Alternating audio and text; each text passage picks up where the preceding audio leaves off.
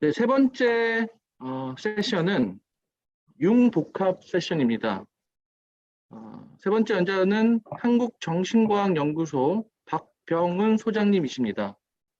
박병훈 소장님께서는 인디애나 대학교 물리학 전공으로 박사학위를 마치시고 현재 주식회사 파나톡스 대표 그리고 재단법인 한국정신과학연구소장을 역임하고 계십니다. 오늘 스포츠 현장의 뇌과학의 적용과 기여라는 주제로 중요한 발표를 해주시겠습니다.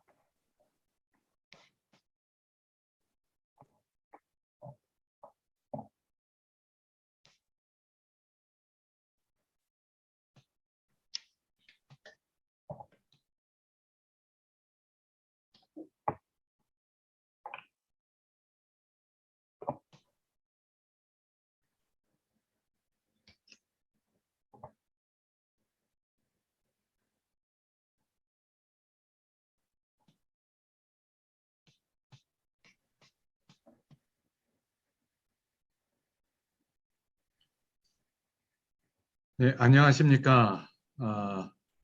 박병훈입니다. 제 목소리 잘 들린지 모르겠습니다. 잘 들리십니까? 네, 잘 들립니다, 소장님. 네. 네.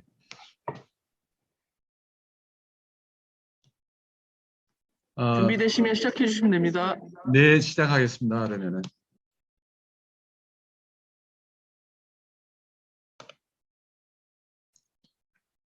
제가 발표할 내용은 스포츠 현장에 뇌과학의 적용과 기여에 대한 부분을 말씀드리도록 하겠습니다.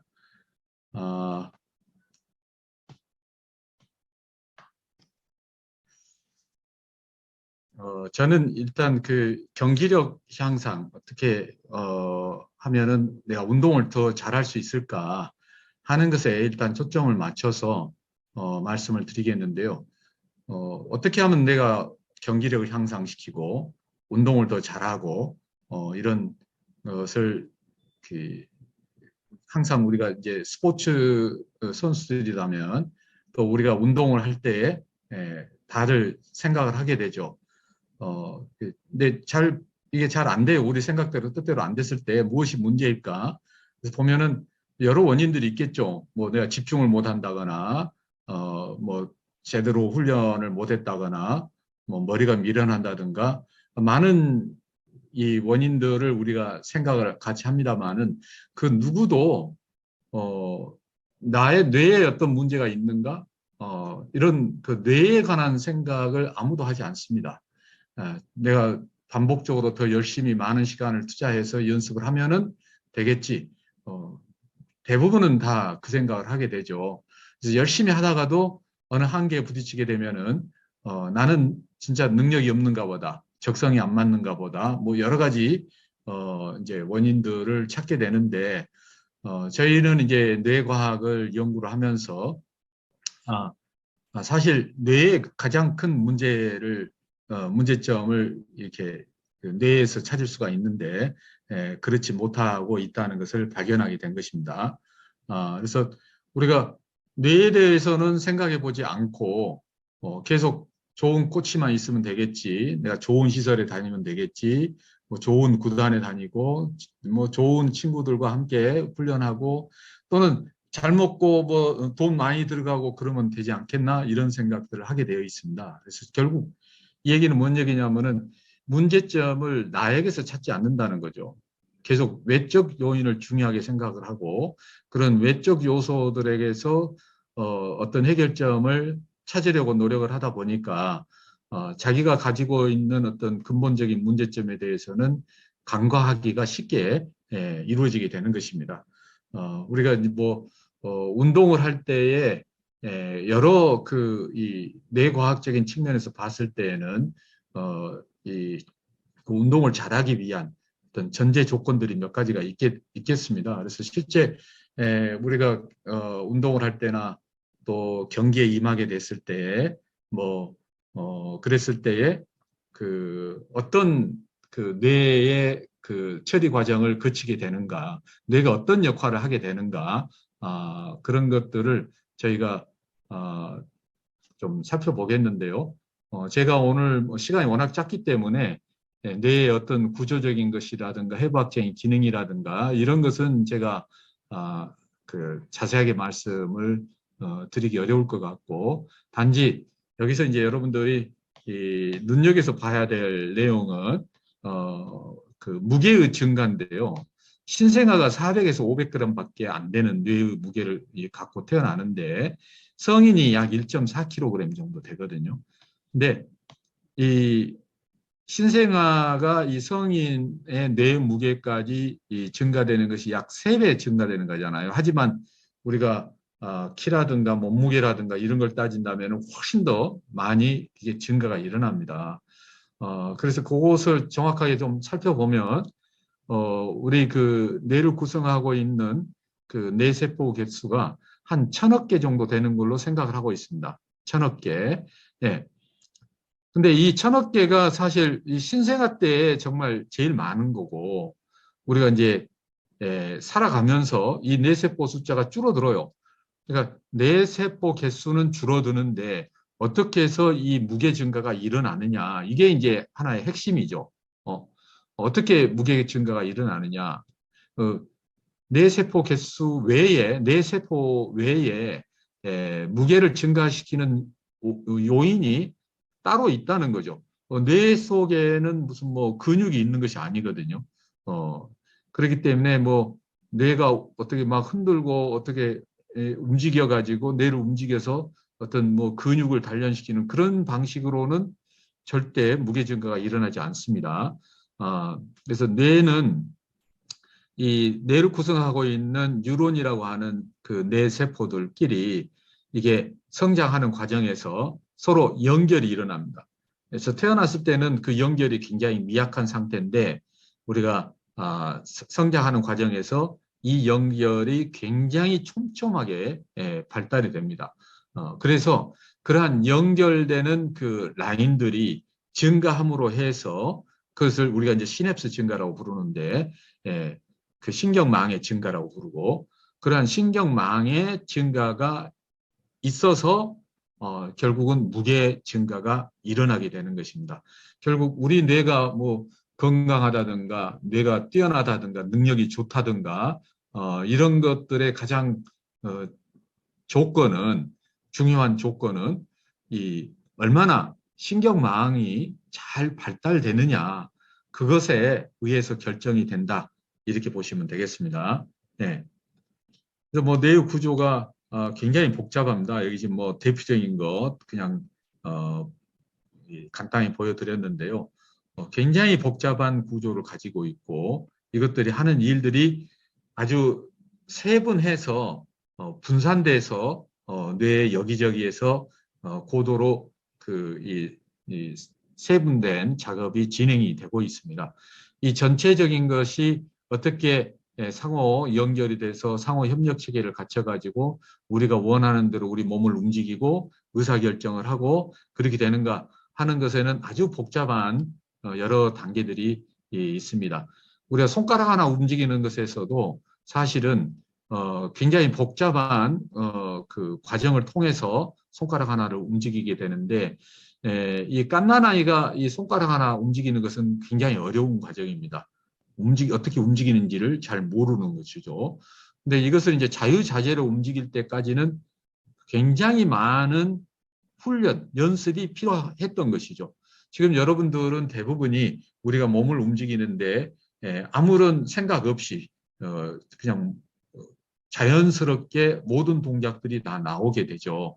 그렇게 우리가 어떤 동작이든지 다 그렇게 익숙해질 때까지는 사실은 굉장히 많은 연습과 훈련이 그동안에 진행돼 왔었던 것이죠. 우리가 이제 새로운 운동을 한다. 그랬을 경우에는 그 새로운 운동이 우리 아직 그 뇌 속에서 그 운동에 대한 회로가 안 만들어져 있기 때문에 새롭게 회로를 만들어야 되는 것이죠. 그러기 위해서는 그 운동을 굉장히 많은 연습을 하게 되죠. 많은 연습을 하게 되고 그 연습을 반복적으로 함으로써 뇌 속에 운동 회로가 만들어지게 되면은 이제는 습관이 돼서 우리가 자연스럽게 움직일 수 있게 되는 것이죠. 그래서 그러한 과정에 있어서 우리가 뇌에서 어떤 정보를 처리하는 과정이 있는데 그러한 정보 처리 과정에서 우리가 정말로 그 신경을 써야 되는 중요하게 생각할 부분이 있습니다. 그것은 우리 뇌가 이제 정보를 받아들여 가지고 실제로 이것을 처리하는 과정에 있어서 제일 처음에 주변에서 많은 정보들이 우리 뇌로 들어오게 되죠. 우리가 이제 예를 들어서 뭐 축구 경기를 한다. 그러면은 축구에서 공을 차고 하는데 우리 편 선수들이 어디가 있는가, 상대편 선수가 어디가 있는가를 보고 그 중에서 내가 누구한테 패스를 해야 되겠다는 결정을 하게 되죠. 공을 건네야 되겠다는. 그 단계가 이 첫 번째 단계입니다. 감각 정보, 여러 정보들이 들어오잖아요. 그 중에서 선택을 하게 되는 거죠. 선택을 하게 되는 그 과정을 우리가 상행주의적 선택 과정이라고 부르고 있습니다.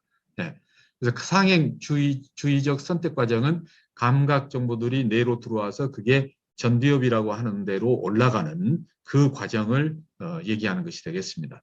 그러면은 그러한 과정에서 어떤 결정을 누구한테 내가 어떻게 공을 보내야 되겠다라고 하는 뇌 속에서 결정이 되게 되면은 그때 이제 그 공을 어떻게 보낼 것인가 하는 것에 대한 방법론을 자기 뇌 속에서 찾아야 됩니다. 발을 어떤 각도로 해서 어떻게 움직여 가지고 얼마의 세기로 공을 차면은 저 사람한테 가겠구나 하는 그 모든 과정이 뇌 속에서 굉장히 빠른 속도로 이게 그 계산이 이루어지는데 그 과정에서 이 계산 속도가 얼마나 빠르냐 하는 것은 그동안에 얼마나 연습을 많이 했느냐에 달려 있는 것이죠. 우리가 연습을 충분히 하면은 거기에 따른 신경회로가 자연스럽게 발달이 되게 되고 이렇게 발달된 것은 나에게 습관처럼 자연스럽게 행동으로서 나올 수 있게 되기 때문에 그게 그냥 쉽게 이루어질 수가 있는 것이죠. 그래서 그러한 과정, 어떤 나의 뇌 속에 어떤 움직임에 대한 정확한 기억 정보가 내 안에 저장되어 있느냐 하는 것을 찾습니다. 그게 이제 하행 자발적 주의 과정이라고 부르고 그러한 하행 자발적 과정에서 우리 기억 정보에 있는 것들을 찾아내게 되죠. 찾아내서 그것을 꺼냅니다. 꺼내서 그것에 따라서 우리가 몸을 움직여서 공을 차게 되는 것이 되겠습니다. 이제 비단 이렇게 여러 명이 함께 하는 구기 종목뿐만이 아니라 나 혼자 하는 운동에서도 똑같은 과정이 진행이 되는 것입니다. 그래서 우리가 이제 운동학습의 첫 번째 단계에서 우리가 중요하게 생각하는 것은 바로 주의 단계를 굉장히 중요하게 생각합니다. 그래서 상행주의적 선택 과정, 또 하행 자발적 주의 과정, 이게 전부 다 주의 과정이거든요. 여러 정보들 중에서 나한테 지금 필요한 정보를 선택하는 이 과정인데 이 과정을 우리가 주의 단계라고 부르고 있고 주의 단계라고 하는 특수한 뇌의 상태가 있습니다. 이 뇌의 상태가 우리 뇌에서 정확하게 안 만들어지게 되면은 우리는 정확한 동작을 뽑아 쓸 수가 없게 되어버립니다. 그래서 이런 이 펑셔널 MRI 보시면은 실제로 우리가 의식적으로 어떤 단어를 읽고자 할 때는 뇌 여러 부위가 활동이 많아지지만 그게 이미 나한테 이렇게 딱 기억이 돼서 자연스럽게 나올 때에는 꼭 필요한 부위만 활성화가 이루어지는 그런 상태가 되겠습니다. 다음 두 번째 운동학습에 있어서 중요한 단계를 한다면은 이제 반복 훈련이 되겠죠. 반복 훈련. 일단 내가 어떻게 움직이는 것이 좋은가에 대한 어떤 주의적인 정보가 딱 확보되고 나면은 그 다음에 그것을 내가 열심히 반복적으로 해서 회로를 공고하게 만들어야 됩니다. 신경회로가 고속도로처럼 만들어질 수 있도록 그런 기억을 공고하는 그런 작업이 이루어질 수가 있게 되겠습니다. 그래서 여기서는 이제 뇌의 활동을 실제로 관찰하는데 여러 기법들이, 여러 측정 장비들이 많이 있습니다. 그래서 그것이 얼마나 짧은 시간에 얼마나 넓은 범위를 측정을 할 수가 있느냐 해서 여러 장치들이 있는데 대부분 많은 장비들이 너무 비쌉니다. 너무 비싼데 이 뇌파 측정 장치는 굉장히 소형으로 만들 수 있고 가격도 굉장히 저렴하고 그러면서 쉽게 뇌의 활동을 관찰할 수가 있는 것이죠. 여기서 보시면은 실제로 어떤 초기 단계에서는 뇌 전체적으로 활성화가 이루어져서 에너지 소비가 굉장히 커지는데 익숙해지게 되면은 이미 뇌 회로가 활성화됐기 때문에 뇌에서 에너지 소비도 적어지게 되고 굉장히 소량 에너지로 빠른 행동이 나올 수 있다는 것을 보여준 것입니다. 그 다음에는 어떻게 되겠습니까? 그게 이제 회로로서 저장이 됐어요. 그 다음에 실전에서는 그것을 꺼냈을 수가 있게 되는 것이죠.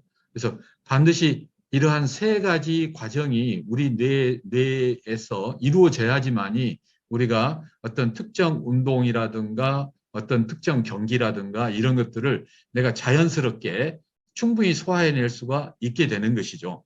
예. 그래서 이렇게 하는 데 있어서 중요한 것은 뇌가 기능별로 다 분화되어 있어요. 우리가 말을 들을 때, 글자를 볼 때, 말할 때, 또는 어떤 말을 할 것인가 생각할 때에 작동되는 위치가 전부 다 틀립니다. 그래서 우리가 어떤 하나의 행동을 할 때에는 이렇게 흩어져 있는 뇌의 각각의 부위별 기능을 하나로 합치게 되는 과정이 있게 되거든요. 그 합치게 되는 과정이 전두엽이라고 하는 부위에서 이루어지게 되는데 이러한 전두엽의 발달이 결국은 최종 디시전 메이킹을 하는 데 있어서는 굉장히 중요한 과정이 되겠습니다. 그래서 우리 운동 능력을 결정짓는 것에는 사실 반복적인 학습이라 몸으로 움직이는 그런 연습도 굉장히 중요합니다만은 무엇보다도 그러한 몸으로 움직였을 때에 우리 뇌가 그런 움직임을 회로화시키는 그런 신경망의 발달이 굉장히 중요하다는 것이죠. 그러니까 우리가 이제 운동선수들 보면은 이미지 트레이닝이라 하는 것을 굉장히 중요하게 생각합니다. 실제로 몸은 움직이지 않아요. 눈을 감고 그 움직임에 대한 그 세부적인 그 움직임 각각의 모션들을 머릿속으로 세밀하게 상상을 하는 것이죠. 골프를 친다. 그러면은 그립을 어떻게 하고 자세, 다리를 어떻게 포즈를 잡고 백스윙을 어떻게 하고 뭐 각도를 어느 각도로 해서 팔꿈치를 어떻게 하고 뭐 이런 세부적인 동작들이 있는데 그걸 머릿속으로 계속 생각하는 것이죠. 근데 그게 소위 이제 이미지 트레이닝이라고 하지 않습니까? 그런 이미지 트레이닝이 충분히 이루어졌을 때에는 실제로 뇌에서는 어떤 일이 벌어지냐면은 실제로 우리가 몸을 그대로 움직이는 것과 똑같은 신경회로가 뇌 속에서 만들어지게 되어 있습니다. 네. 그래서 뭐 우리가 미러 뉴런, 거울 뉴런이라고 하는 것이 우리 모든 사람들은 뇌에 들어있는데 거울 뉴런이라는 것은 상대방이 어떤 움직임을 하게 되면은 그 움직임과 똑같은 그 움직임을 통제하는 우리 뇌 속에 신경망이 활동이 일어나거든요. 그것과 똑같이 우리가 머릿속으로 어떤 움직임에 대한 상상을 하게 되면은 그 움직임을 실제로 했을 때와 똑같은 신경의 활동이 뇌 속에도 이루어지게 되는 것이죠. 그러면은 꼭 몸으로 움직이는 것만이 아니라 이렇게 상상을 통해서도 우리가 우리 몸을 움직이는 신경회로를 발달시킬 수가 있는 것입니다. 그래서 그렇게 해서 신경망이 발달이 되게 되면은 실제로 우리가 필드에 어떤 운동장에 가서 또는 몸을 움직일 때에는 훨씬 더 자연스럽게, 훨씬 더 습관화된 동작이 나올 수가 있는 것이죠.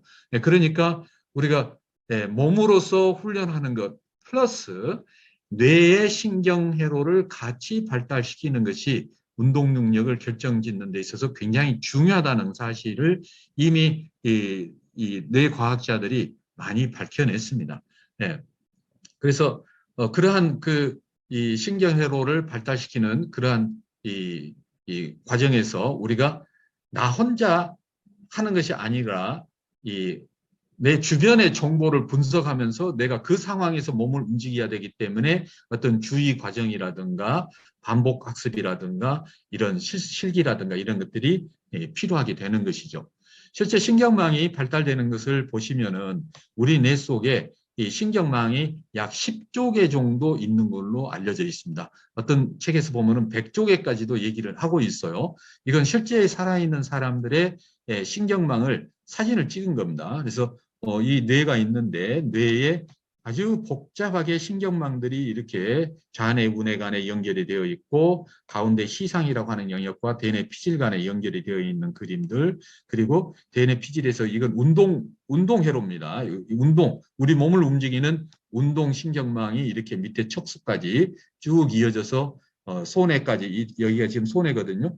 이 소뇌로 연결이 되어가지고 이게 밑에 척수로 해서 우리 몸과 연결되어 있는 신경망의 그림을 그리고 있습니다. 이 신경망이 발달이 안 되면은 내가 아무리 몸으로 움직이는 연습을 한다 하더라도 제대로 몸을 움직일 수가 없게 되는 것이죠. 결국 우리가 자연스러운 움직임, 내 습관에 대한 어떤 정확한 동작 이런 것들이 나오기 위해서는 그만큼 정밀한 신경망이 뇌 속에서 형성돼 있어야지만이 가능하다는 것입니다. 그래서 우리가 이런 뇌를, 이 신경망을 발달시키는 데 있어서 중요한 과정이 세 단계가 있습니다. 예, 신경망을 발달시키고 그것들이 수초화가 돼서 정보를 고속으로 움직이게 하는 수초화 작업이 있고, 새로운 뉴런이 계속 생기면은 그것들을 신경망에 계속 주입을 시키는 이런 세 가지 발달 과정이 있고, 그러한 것들이 각 우리가 탄생해서 뇌가 발달되는 가는 과정에 있어서 어느 시점에서 어디가 만들어지는가 하는 것들이 단계적으로 전부 다 정해져 있습니다. 예, 그래서 실제로 우리가 4세에서 22세까지 대뇌 피질, 대뇌 피질에가 운동 피질이라는 영역이 있거든요. 그게 특히 여기 프론털, 예, 여기 프론털이 이제 전두엽인데, 이 운동 피질이 전두엽 영역에가 있습니다. 전두엽 영역에. 그래서 전두엽 영역에 이 뇌의 발달 상황을 보면은 이게 언제 가장 두께가 두껍냐면요, 12살입니다. 12살. 예. 그러니까 결국은 내가 운동선수로서 성공을 하려면 초등학교 때부터서 해야지만이 가능성이 있다는 얘기예요. 그래야 이 뇌 발달 과정에 맞춰서 운동신경이 뇌 속에서 형성이 되는 것이지, 12살이 넘어서 내가 운동을 시작한다 그러면은 아주 특별한 유전자의 이 천부적인 소질을 타고나지 않는 이상에는 불가능하다. 이렇게 보시는 것이 정확한 얘기가 되겠습니다. 그래서 우리가 뇌세포가 계속 사라져서 죽어가는데 신경망은 계속 우리가 발달시킬 수가 있습니다. 네, 그래서 여기 보시면은 이렇게 이 뇌세포 숫자는 이렇게 줄어들어요. 뇌세포 숫자는 줄어드는데 실제로 신경망은 연령에 따라서 계속 증가가 되는 이런 연구 결과들이 나와 있습니다. 결국 우리는 뇌세포 개수는 줄어든다 하더라도 우리가 꾸준히 뇌를 단련시켜서 굉장히 어떤 훈련을 지속적으로 하게 된다면은 신경망을 지속적으로 발달시킬 수가 있다는 것이죠. 결국은 초등학교 전에 우리가 운동을 시작을 해서 신경망을 일찍 발달시킨다면은 우리가 굉장히 탁월한 운동 능력을 갖출 수 있는 가능성이 굉장히 높다. 이런 것을 알 수가 있습니다. 그러면은 실제로 신경망이 어떻게 발달이 됐느냐 하는 것이 관찰이 가능하냐? 충분히 가능합니다. 그러한 가능은 어떻게 할 수 있느냐? 조금 전에 본 것은 굉장히 복잡한 장치로 뇌를 찍은 것이거든요. 그럼 뭐 모든 사람들이 운동하고 있는데 그때그때 찍을 수 있는 장비가 더 유용성이 있겠죠. 그런 것이 바로 뇌파 측정기가 되겠습니다. 그래서 우리 뇌파라고 하는 것은 우리 몸에서 나오는 생체 신호입니다. 심장에서 나오는 맥박이라든가 근육에서 나오는 근전도 신호라든가 우리 몸에서 나오는 어떤 그 체온 이런 것들과 똑같이 우리 뇌에서 자연스럽게 발생하는 어떤 정기적인 신호를 우리가 뇌파라고 부르고 있습니다. 그러면 신경망이 발달이 잘 된 사람은 뇌와 신경망이 발달이 잘 안 된 사람은 뇌파는 완전히 틀립니다. 그래서 이렇게 이 뇌파가 빠르고 느리고 여러 다양한 상태들이 우리 뇌의 의식 상태에 따라 가지고 다양한 뇌파들이 나오게 되는데, 이렇게 신경망이 잘 된 사람은 뇌파는 굉장히 안정적인 뇌의 리듬을 보여줍니다. 여기서 보시면은 굉장히 규칙적인 정연파가 뇌에서 발생되는 걸 볼 수가 있고요. 그렇지 않은 뇌에서는 이렇게 굉장히 무작위적이고 무질서한 이 뇌파가 발생이 됩니다. 그러면은 이런 것들을 가지고 우리가 이 사람은 뇌 신경망이 어떻게 발달이 되어 있는가를 먼저 진단을 해야 되겠죠. 그것을 먼저 판단을 하고 거기에 맞춰서 우리가 운동 훈련도 시키고 뇌 신경망 발달 훈련도 시키고 이게 두 가지가 병행이 돼야지, 이런 조사가 없이 지금 현재는 그렇게 되고 있습니다. 대부분이 이런 정확한 뇌의 발달 상태를 보지도 않고 무조건 좀 잘한 것 같으니까 너 이거 운동 한번 해봐. 운동해. 또는 어떤 사람 누구에게나 그냥 똑같은 방식으로 훈련을 시키는 것이죠. 우리가 이런 신경망의 뇌의 발달 정도를 안다면 어떤 사람한테는 좀 더 느슨하게 훈련시킬 수가 있을 거고, 어떤 사람한테는 보다 더 효율적으로 시킬 수가 있을 거고, 어떤 사람한테는 좀 더 무식하면서 강도가 높게 시킬 수도 있는 거고, 사람에 따라서 더 그 사람에게 최적화된 훈련 방법을 적용할 수가 있게 될 것입니다.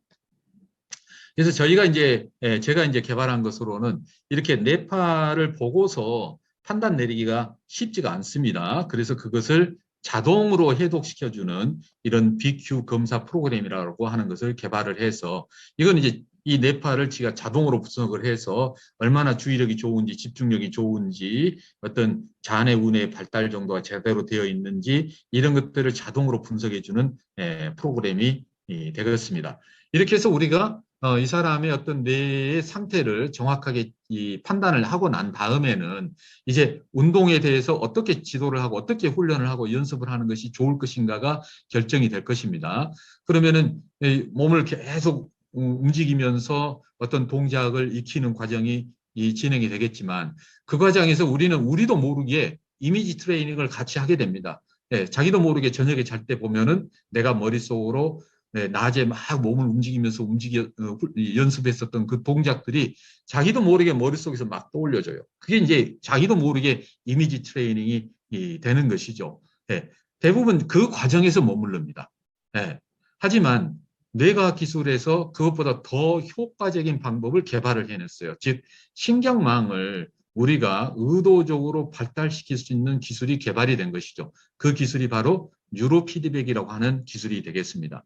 그것은 우리가 뇌파를 측정을 하고 그 뇌파를 분석을 해서 이 뇌가 지금 현재 제대로 신경망이 발달되어 있는지 어떤 신경망 발달에 문제가 있는가 없는가를 분석을 하죠.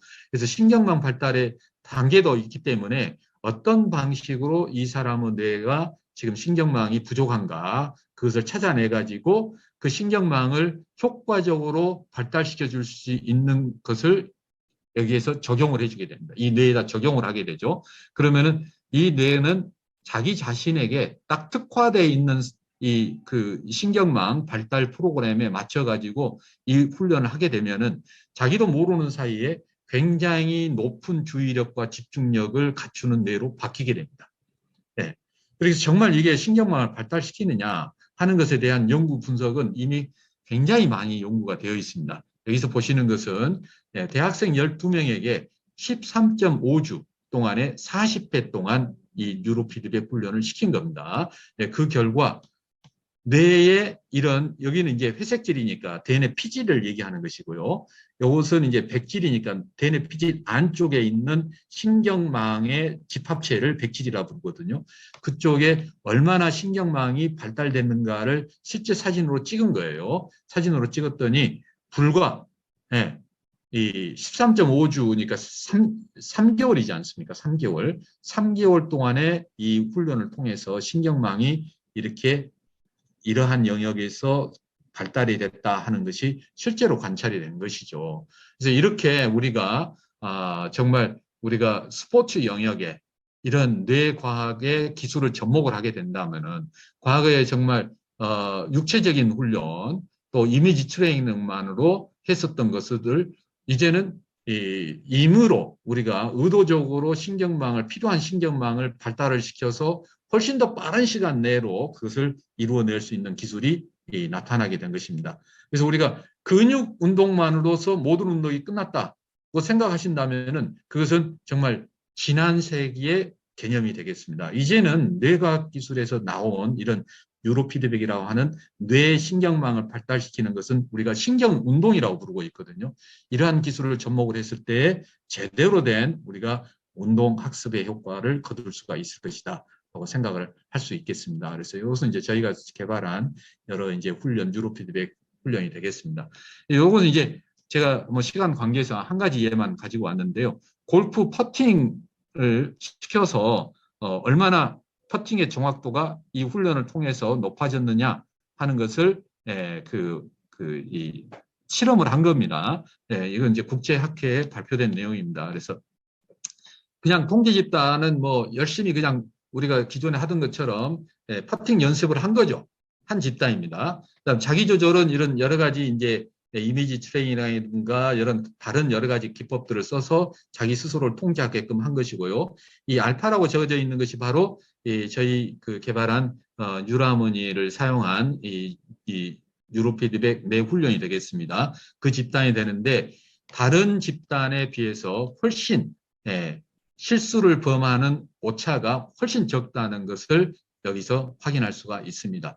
그래서 현재 사실 제가 이제 골프가 굉장히 고도로 정밀한 운동이다 보니까 이게 많은 훈련 시간이 필요하죠. 그리고 컨디션에 따라서 그날 컨디션에 따라서 또 이 퍼포먼스도 굉장히 그 오차가 심하게 벌어지는 운동인데 그럼에도 불구하고 이러한 이 뉴로 하모니 이제 훈련을 통해 가지고 이렇게 실수 오차를 절대적으로 줄일 수 있다 하는 것은 신경망을 우리가 발달시켜서 뇌 훈련을 하는 것이 그 운동 스포츠에 이러한 기술을 접목시키는 것이 얼마나 효율적인가 하는 것을 알 수가 있게 되겠습니다. 네, 제 발표는 이상 마치겠습니다. 네.